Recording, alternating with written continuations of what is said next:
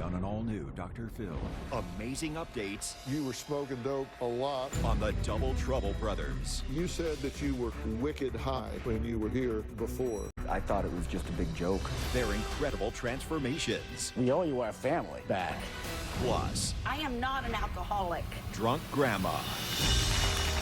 You look a little better than last time I saw you. If you hadn't intervened, I would be dead.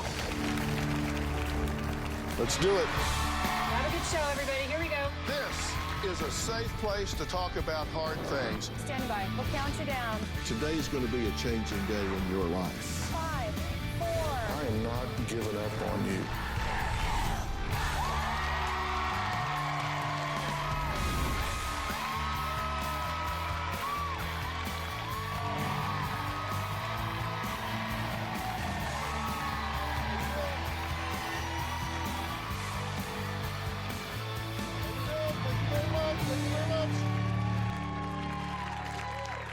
Well, you may remember brothers Mike and Matt, whose parents said they were out-of-control drug users and dealers. That show received countless texts, emails, Facebook messages, wondering, did Mike ever accept help and go to rehab? Was Matt transported to the wilderness program? Viewers even wanted to know, did Matt ever cut his hair? I mean, people really love these kids. They want to know what happened with them. You may also remember Lisa. Lisa was a drunken grandmother who had been to rehab 3 times, set her house on fire, and was arrested just days before the show at a Sonic. She had no pants. She was adamant she was not an alcoholic, just a person who liked to drink. Now, after a lot of deflecting and denying, Lisa eventually agreed to accept help. Viewers want to know, did this grandma ever make it to treatment, or did her family cut ties with her for good? Well, today, we're following up with some of our most talked about shows. People like to know, right? You like to know what happened to these guys. Well, first, Matt and Mike were described by their own mother, Tina, as drug-dealing, weed-smoking professional liars who were tearing their family apart. On stage, they were rude, surly, and defiant. Take a look. Matthew is a disrespectful little punk. I'm about to flip out, so I'm gonna leave because I'm about ready to knock your little asses out. I described Michael as dumb. We know Mike smokes marijuana. On pot since high school. Have I tried heroin? Not once. Matthew is only 16. I've got absolutely no problem with signing off parental rights. Do you stick to what you say, or do you cave? We end up caving. These are the words that you use in your interviews and letters. I would have never had kids. It's a living nightmare. I'm living in a prison. Words are powerful. You have to tone down the rhetoric for yourself. I'm mad at my mom. It's always Tina's way or the highway. My mom is a psycho and exaggerates everything. I don't want to be here. Like Dr. Phil for smoking pot. Honestly, get a grip. Can I just ask the audience a quick question? Yeah? Sure. How many of you guys have smoked weed in your life? Raise your hands. 1? They're not going to tell you. In your state, it's not legal, correct? Medical, it's legal.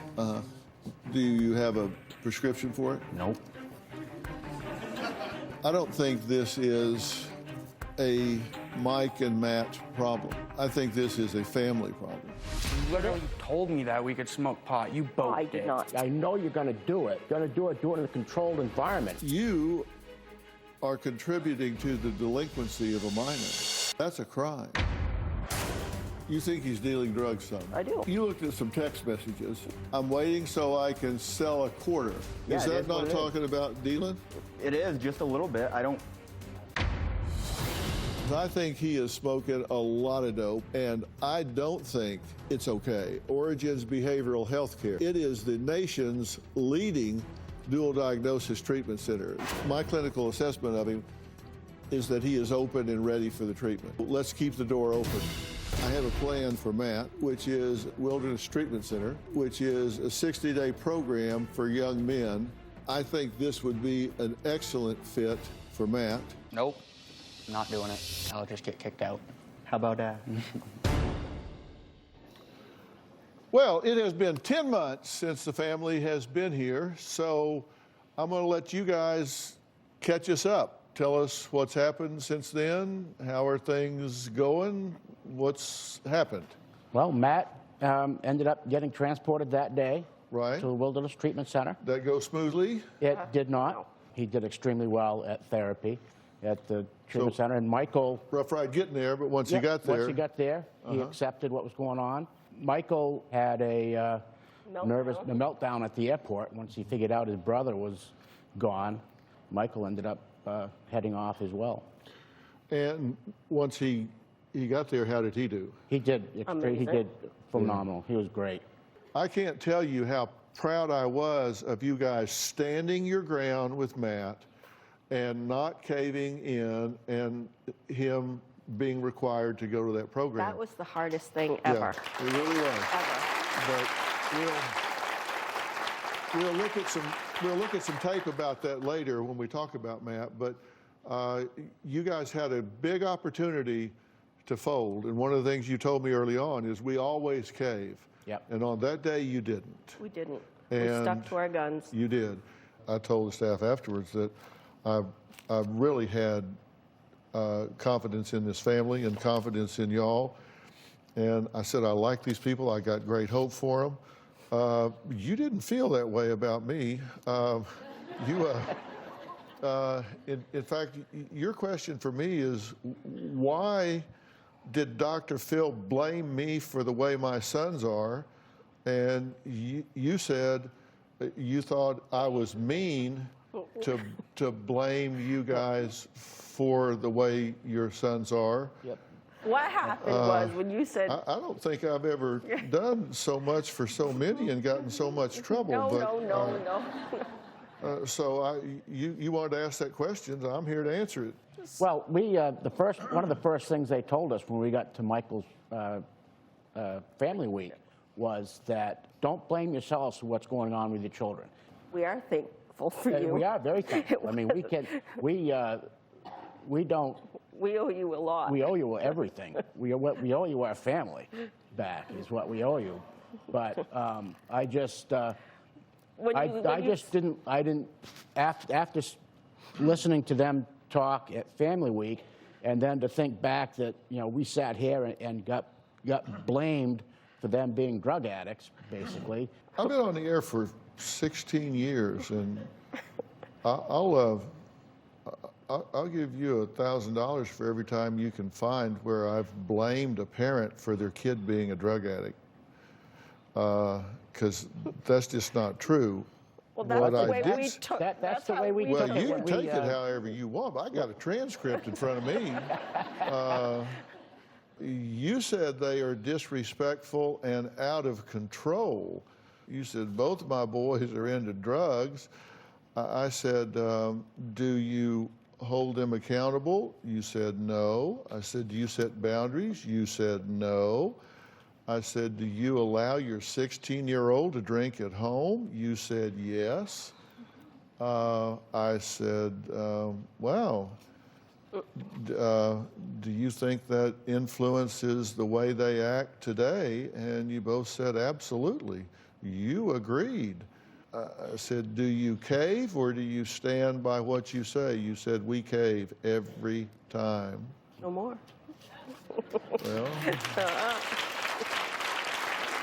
Well, we went through a lot of therapy too when we went to on-site. how'd that go for you? Great. Amazing. Yeah. Amazing. Are they not terrific? Everybody that breathes the air should go there. Yeah. Whether they're having problems or not. Yep. If you're having troubles, it helps resolve the problems and get you back where you need to be. If you're not, it helps you actualize yourself to move from good to better. Yes. Wouldn't you say? Definitely. Absolutely. Definitely. All right. Mike says he didn't want to be here and thought the show was a scam. Well, we're going to see how Mike feels now when he joins us next.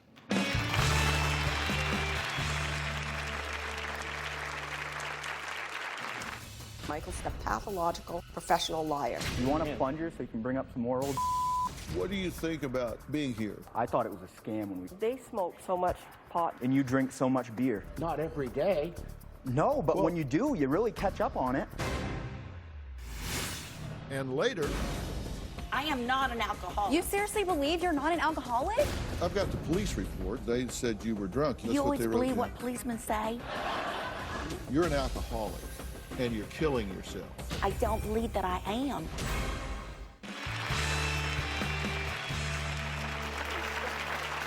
Well, when Tina and David were on the show last year, they not only blamed their oldest son, Mike, for his brother Matt's drug habit, they also accused him of being a drug dealer. Take a look. As far as Michael goes, right now I'm done with him. We know Mike smokes marijuana. He's also admitted he has tried cocaine. My husband and I decided to kick Michael out of the house after he came home stoned and attacked my husband. Michael's a pathological professional liar. You want a plunger so you can bring up some more old? When we would get in heated battles at the house, I have heard both of them say, "I hate you." What do you think about being here? I don't think we should really be here. I thought it was a scam when we got the phone call. They smoke so much pot, Dr. Phil. Okay, and you drink so much beer. Not every day. No, but when you do, you really catch up on it. Well, I'm happy to... I can't stand drama. I like to be on my own level, just chill. Well, during the show, I told Mike we would provide resources when he was actually willing and ready to get help. Because as you can see, he wasn't exactly leaning into it at the time. Now, right after the show, we got a call saying Mike had changed his mind and he was ready to change his life. Take a look. I said my life is going nowhere fast and my family's going to get help, so I shouldn't be the only one that doesn't. I should probably go and get it too. We're actually here in South Padre Island, Texas, for Michael's Origins reunion. He's been doing great. I am 6.5 months sober, never been better. I feel great. I'm glad I can be here, normal, not on any mind-altering chemicals. I want to thank you for putting me into rehab when I gave you a hard time about it, and it helped me out in the long run. I never thought I'd make it past 30 days. Today, Mike is 10 months sober from drugs, and I am very happy to welcome him back. Mike, come on out.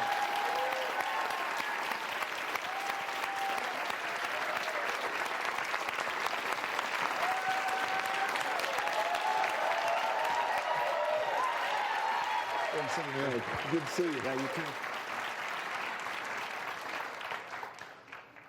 Well, how are you? Excellent. Couldn't be better, honestly. I couldn't have picked you out of a lineup today. You do not look at all like you did last time I saw you. No, I look much better. I feel much better. Yeah. It's crazy. So tell me how treatment went for you first. Let's talk about that. Once you got there, how did it go for you? It was a rough start for about 10 days, but then my roommates were the real inspiration that made me keep doing it. Right. And I loved it. I'd go back right now, but Yeah. I'm good. Yeah. So how's life been since you've gotten out? Great. I got this one friend. He's just kept me on the straight and narrow. We go fishing all the time, ice fishing, go four-wheeling, just stuff that's fun and keeps you out of trouble. When you were here the last time, you said that you were, quote, wicked high when you were here before. Yeah, I was a bit touched off when I came in here. Yeah. Yeah. You didn't really think anybody else in the family was actually going to do anything, go anywhere, get any help, right? No, I thought it was just a big joke. You said one of the things that you regret most, if you could do something over, would be introducing your younger brother to drugs at all. Correct. Yeah, that was a big mistake. We had such a bad brotherly relationship. Like, it was, oh, I'm getting off work, want to go smoke a blunt or want to do a line of coke? Oh, sure. Yeah. Like, not, oh, let's go to the movies. Yeah. But can you redefine it now going forward? Yes, definitely. Yeah. Yeah. Well, coming up, Tina described Matt as a disrespectful little punk. Well, after the show, Matt had a meltdown backstage, refusing to go to treatment. And as I mentioned earlier, they stood their ground. And that's what loving parents do. And when it came down to the critical moment, that's exactly what they did. We're going to find out how he feels now after the break.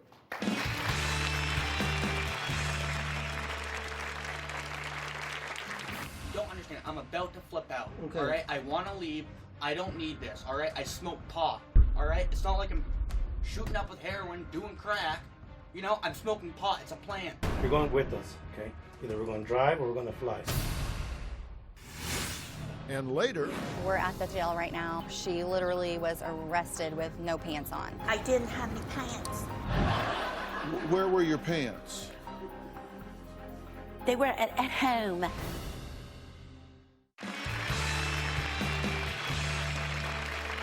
Well, today I'm joined by Tina, David, and their oldest son, Mike. Now, when we first met them, their family was in really a state of chaos. It was disorganized. There was a lot going on. Mike was getting high every day.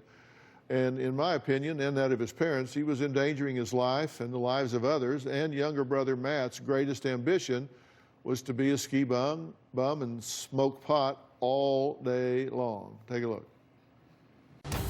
My relationship with Matthew is turning sour every day. He frustrates me beyond belief. Matthew is angry all the time, gets right in my face and yells, "I hate you. You're nothing but a no-good mother." My parents do let me drink at the house, but when it comes to smoking pot, they're like, "Oh my God, you are safe." Have you driven under the influence? Maximum maybe 5 times. You are digging yourself a hole. Okay. I am trying to talk to you. Okay. And you want to be belligerent about it. I'm not being belligerent. What entitles you to smoke dope at 16 and drive a car under the influence? Well, because I guess I did. Simple as that. Matt rudely declined the offer of help, but since he was and still is a minor, that just wasn't his decision to make. It was left in Tina and David's hands, and they did what they needed to do. Take a look. I don't want to go. They're gonna try to force me, and something's gonna go down because I'm pissed. I'm not going. So basically, it's a 60-day program. You're not locked down. Family's already going to go do their work. You don't understand. I'm not going. Matt, I think it'll be a great opportunity for you to go. I think you're gonna like it. Dude, no, this was your last move. Don't even talk to me about the Get out of here. Matt, just give it. No, I don't even want to talk to you. No, seriously, go. Everyone, just go. Matthew, the amount of dope that you smoke So- is killing your brain. So it's Good. not about... just hold back. Get out. I don't want anyone in here. Seriously, I'm about to flip out. Okay, let me tell you... No, Matt. you don't understand. I'm about to flip out. Okay. All right? I want to leave. I don't need this. All right? I smoke pot. All right? Okay. What's the big deal? I don't see a big deal. All right? It's not like I'm shooting up with heroin, doing crack. You know, I'm smoking pot. It's a plant. We are a transport company. You're going with us, okay? Either we're going to drive or we're going to fly. That's it. You're going. Okay, you're a minor right now. So you're 18, you do whatever you want. So then, you're in your parents' custody, okay? In fact, they've given over temporary guardianship to the transport team. You aren't in control for you. All right, let's go. Okay, no running, no kicking, no screaming, okay?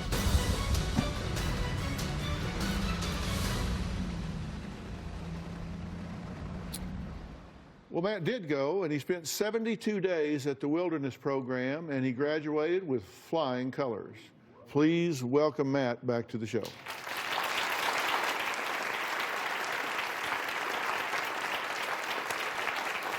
What do you say, man? How's it going? Good to see you. Good to see you too. Glad you're here. How you feeling? Good. Yeah. Yeah. And tell me about the days that you spent at the program. It was pretty cool. Like the whole wilderness part was really cool. Yeah. Like we got to hike, I think it was 52 miles, and then did an elevation climb of 9,000, which was pretty cool. Was that a good thing for you to do? For sure, yeah. And you said you did not want to hear the truth from me at the time. Nah. You said you thought I was a that was all capital letters. Yeah. Because you didn't want to hear what I had to say, but you said ultimately you were glad I said it. Yeah. When you left the program, with I mean, you completed the program with flying colors, but then when you got out, instead of going to this transitions place. You went somewhere else down to Florida, and that kind of went off the rails for a while, right? Yeah. Listen, this is not a success-only journey, and It's a life. It's every day. It's a struggle. And I know that, and I Drugs don't. do not discriminate. And but you got yourself back out of that, right? Yeah. And what are you doing now? I work at a local ski mountain. Yeah. Yeah. I understand that you were smoking dope a lot, all day, every day before, and that you occasionally do it now. Yeah. And I would encourage you to put that on your to-do list to eliminate altogether. You know, Yeah. give it some thought. Okay, next. Lisa was a grandma who drank 2 pints of vodka a day and drove drunk through apartments near children, yet she was adamant she did not have a drinking problem. So what happened to Granny? We'll find out next, and we'll wish this family the best right here. Guys, thank you so much.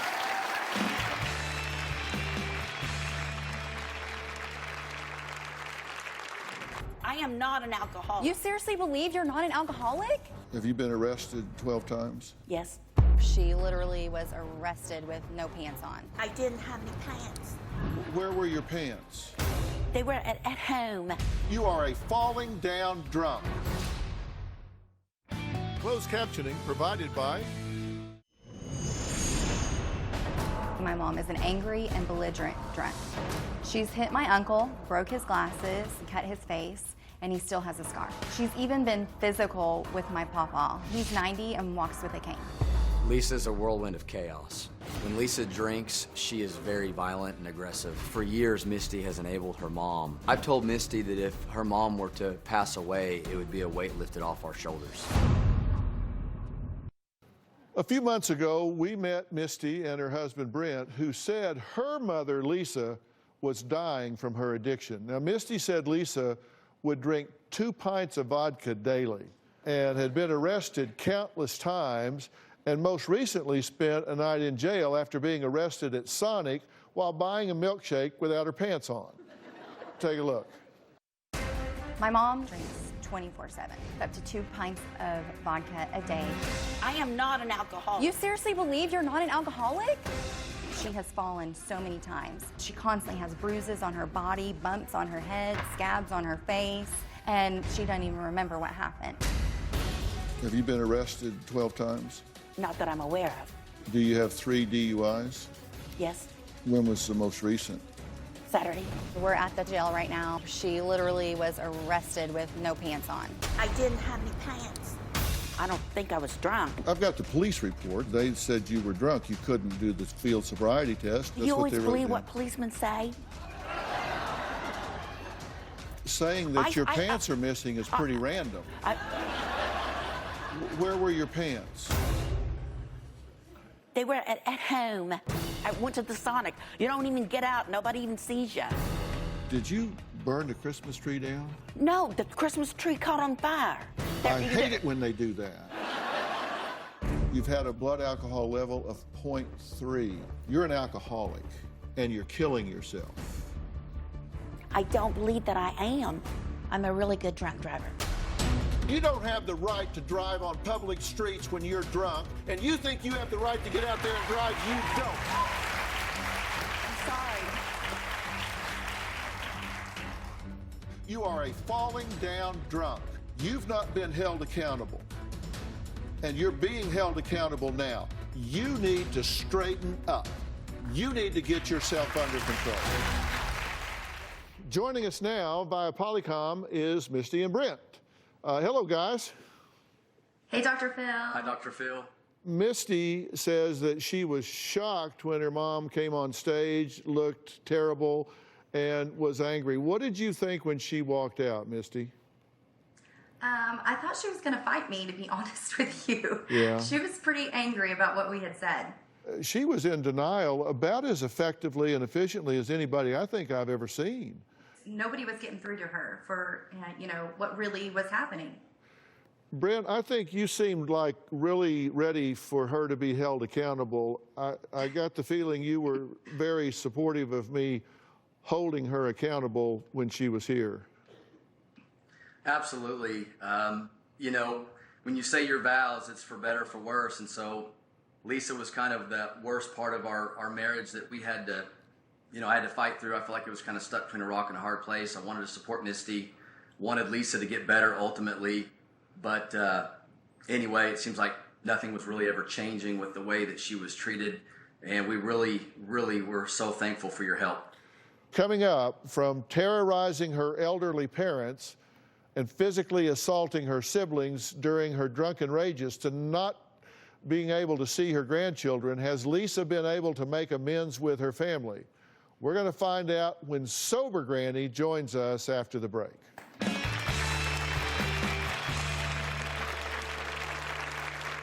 I am upset that they would come on national TV and make me look like a piece of trash. You talk way too much, Brent. Your brother Jim's here. Jim? You're a disgrace to the family.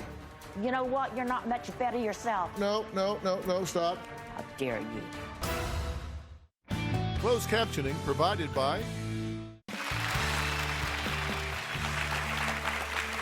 Lisa's family says her excessive drinking was just tearing their family apart. Here is a glimpse of what Lisa's family was dealing with on a daily basis. I am upset that they would come on national TV and make me look like a piece of trash. Now, you know what? I can expect it from you. How about the 'Cause 17 you know what? years?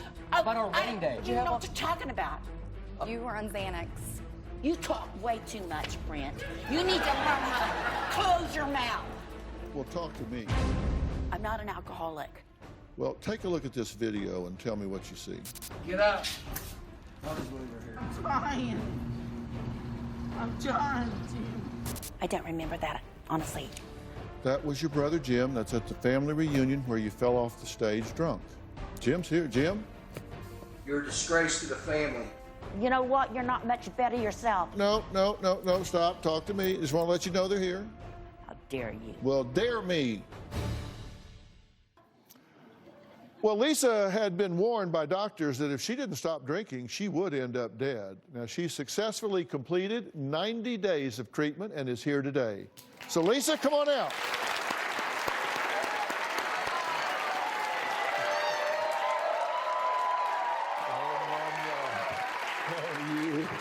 So good to see you. You are looking great, girl. Let me tell you. You just look terrific.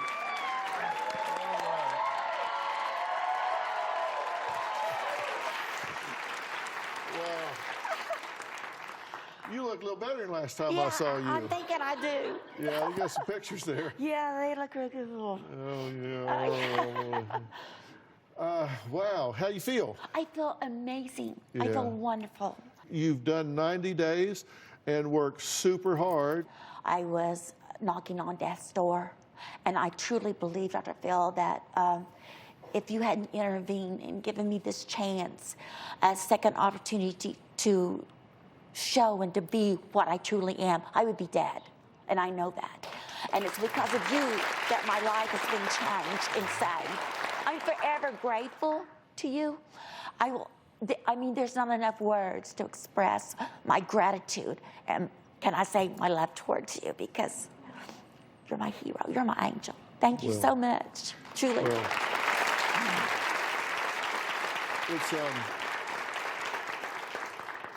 it's my privilege to do it. And you say you're grateful for the monitoring system that we have provided for you, because that keeps you honest, right? You better believe it. I mean, 10, 3, and 8, I'm blowing. Yeah, and this is your device? Yes, it is. Show us how it works. And punch right here, and then you submit the test, and it starts flashing. So when it flashes, I have to really breathe, and then it sends it to my phone to TJ Howard and to Misty, and then I submit it to my lawyer.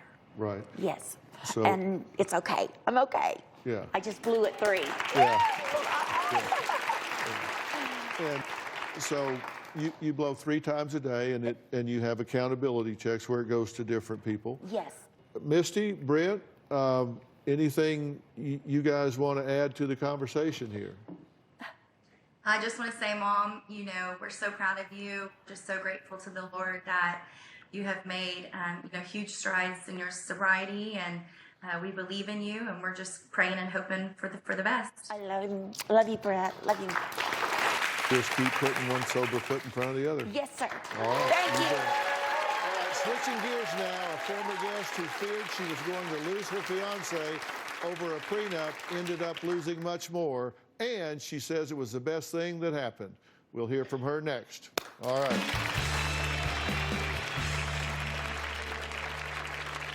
Fiance said that he wanted a prenup signed or he wouldn't marry me. You think she's got a party lifestyle. Yes. And sometimes you don't come home. That is true. I understand that you took your father, but you're not marrying your father. No. You're marrying her.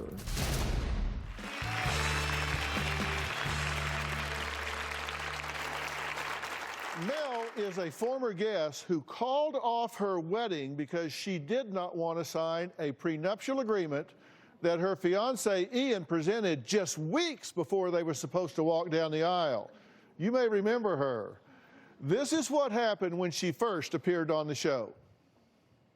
What was supposed to be the best day of our lives, getting married, turned into a total nightmare. 5 weeks before the wedding, my fiance Ian said that he wanted a prenup signed or he wouldn't marry me. Behind my back, Ian and his dad went to a financial planner to get some legal advice. Ian gave me an ultimatum to sign the prenup or we were not going to get married. I understand that you took advice from your father, but you're not marrying your father. No. You're marrying her. I have to tell you, this prenup is not your problem. You have trust issues with her. You think she's got a party lifestyle. Yes. And sometimes you don't come home. That is true. I do drink. When Melissa drinks, she can drink to excess. Is this one of these family camping? We went to a music. Hey. That's a funnel, right? So you can get it in quicker. That's true. And how did this happen? It was dark and I missed a step and I fell and a bottle went through my hand. That could have happened sober though. That was just a tumble. On a family camping trip. I want a prenuptial agreement just in case Melissa does something irresponsible. I would like to set up premarital counseling. Okay. And then put this marriage back on the calendar. And I think you can have a prenuptial agreement in a very limited fashion here. I also want to arrange a trainer and a nutritionist. Yeah. So you can get yourself really in good shape and feel good about who you are. Thanks, Dr. Fred. I'm going to give you a copy of my book, 2020 Diet. Well, it's not a paperweight. You need to read it. Fair enough? Thanks, fair enough. All right. Thank you. 1 year and 80 pounds later, a lot has changed. This is Mel before. All right, Mel, come on out.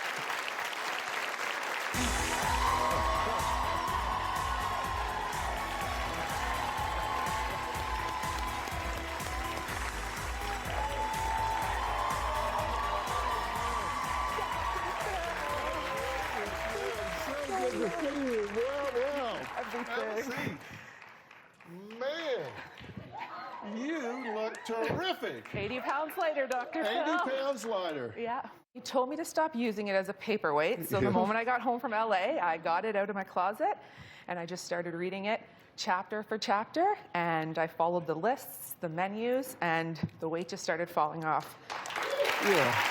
All right. How did it go for you when you started reading the book? The first 5 days are critical. The phase one, I just followed it step by step. And like it says in there, anyone can do anything for 5 days. So that's why I just kept playing your voice back in my head.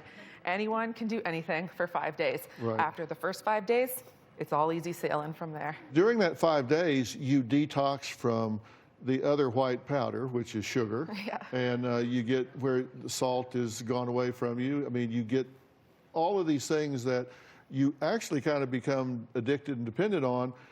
It's amazing how fast you get them out of your system, right? Yeah, and then actually when you start eating bad food, they taste bad. So when Mel lost 80 pounds, it translated into losing 63 inches off of her body. 63 inches. I have a measuring tape. We can see exactly what losing 5 feet and 2.5 inches looks like. Oh. Let's see, there's 1, 2, 3, 4, 5 feet. That's 5 feet, 2.5 inches right there. 62 inches. There you go. That's what came off of your body. Wow. Can you imagine that? I can't. You know, seeing myself on your stage when I got home and watched the episode, I could hardly believe that I looked like that. Like I did not acknowledge that I looked that bad. So it was a real wake-up call to me. There are so many pitfalls to weight management. Self-sabotage masquerading as celebration. You know, we always say, oh, I've worked really hard, so I want to go out, let's go celebrate and eat 2 cakes. That's not celebrate. You're erasing all the work that you've done. And fixed fat beliefs. I mean, we have these beliefs that we can't do it, that this kind of result is for somebody else. Failure to self-monitor. You've got to pay attention to what you're doing. And then there's acute stress or crisis. I mean, sometimes we think if we're in some kind of crisis, all rules are suspended. And then you've got those stealthy saboteurs. They'd rather you just go eat a pizza with them, because then they don't feel so bad if you'll just do it with them, right? That's true. All right. So Mel did such a phenomenal job sticking to her goal of losing 80 pounds on the 2020 diet, and so I have a little surprise for her coming up.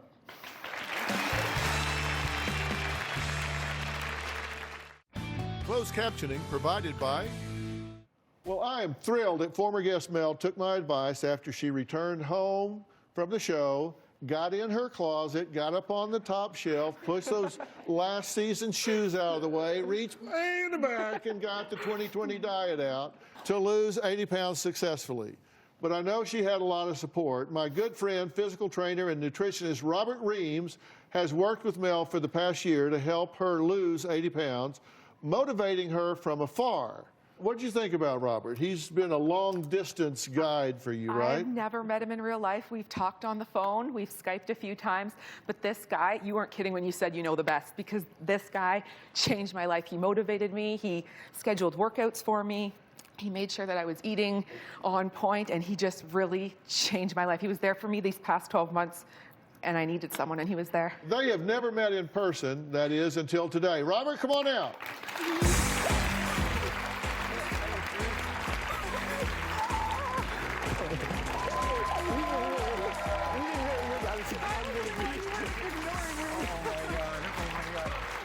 Good to see you, man. Good to see you. Everything's great, man.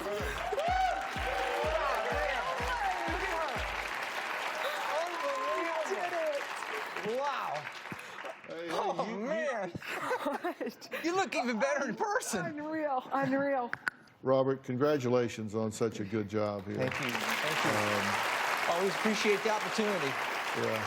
So you've monitored Mel's progress through a fitness training app for your phone called Pair Sports, right? Yeah, the Pair Sports training app. Yeah. And Robert initially met Mel via email or phone 2 or 3 times a week. What was the hardest thing for her to overcome?